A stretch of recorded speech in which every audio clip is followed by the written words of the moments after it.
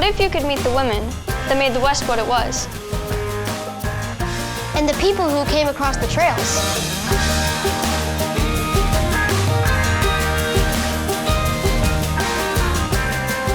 And all the cool characters that make the West really exciting.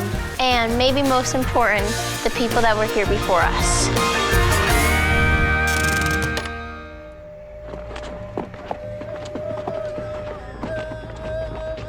In 1878, the Ponca Indians were forcibly removed to Indian Territory from their homeland along the Missouri and Niobrara rivers.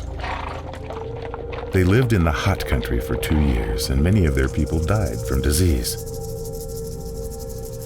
One who died was the son of Machu Naza, Standing Bear. At the time of his death, the young man asked to be taken home to their homeland. Standing Bear and several other families left Indian Territory in early 1879 to fulfill the request. Back in Nebraska, Standing Bear and the families with him received welcome and aid from the Omaha Indians. But they were soon arrested by General George Crook and charged with being illegally away from their reservation. Thomas Tibbles, assistant editor of the Omaha World Herald, learned of the arrest and set these events in motion in 1879.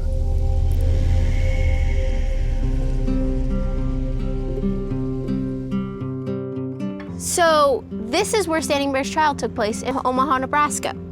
7 lodges of Ponca Indians who had settled on the Omaha Reservation and were commencing to work at farming have by your order been arrested to be taken south back to Indian Territory?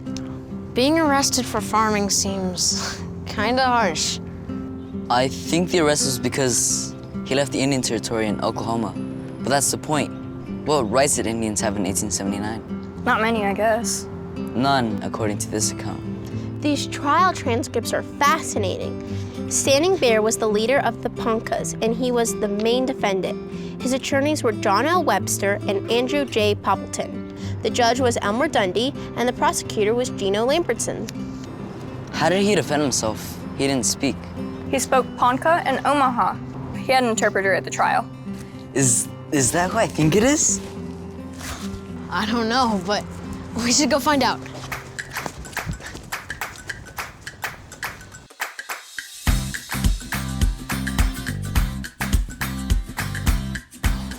He's here. The trial needs to be held so we can see what happened. Right, I can be the judge, Albert can be the interpreter for Standing Bear, Rose can be District Attorney Lambertson, and Daniel can be District Attorney Webster. Yeah.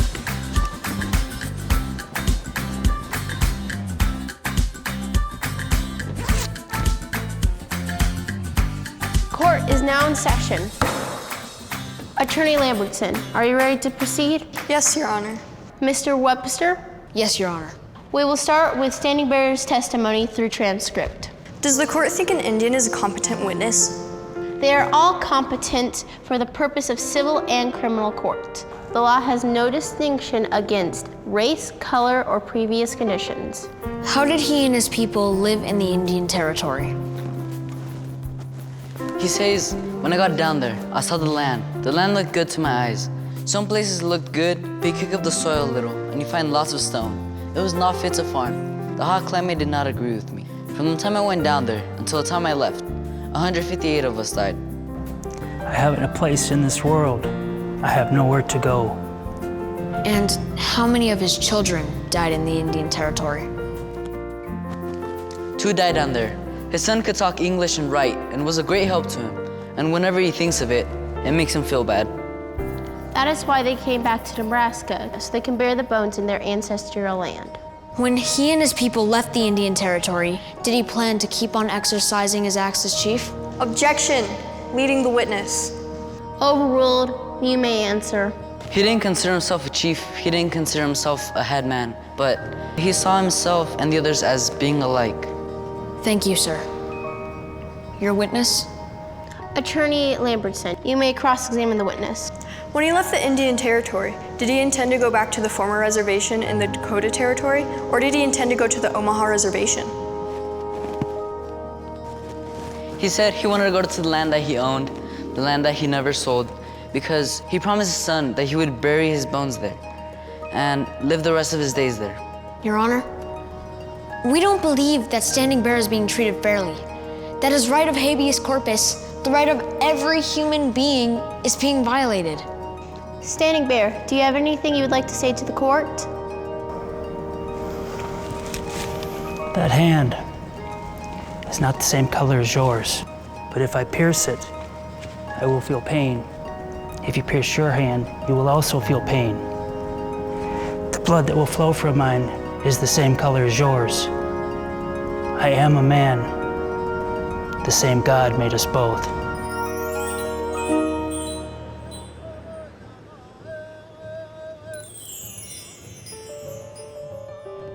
After that statement, the court was adjourned and the judge took the case and reviewed it for a few days. This is the final statement. I must hold that an Indian is a person within the meaning of the laws of the United States and has therefore the right to sue out a writ of habeas corpus. Standing Bear is a person. He has civil rights. There is no authority for him to be taken to Indian territory. Indians have the right to life, liberty, and the pursuit of happiness, which are guaranteed in the 14th Amendment. So long as they don't violate other laws, I have ordered Standing Bear released. Court is now adjourned. After the trial, Standing Bear toured the country, working to gain more rights for Indians. This is the first case in history that an American Indian got civil rights. This case is still important to this day. Hey guys, look. It was an honor to interpret for you, sir. This was an important moment in history, but even now we Indians are still fighting for our rights, as are many other people in these United States. You young adults need to keep telling these stories to all that will listen. Farewell. Did he just disappear? Hey, do you guys know how important this courthouse is? This is where Standing Bear became free. We all expect to be treated fairly with the rights afforded by our Constitution. Standing Bear did that for his people.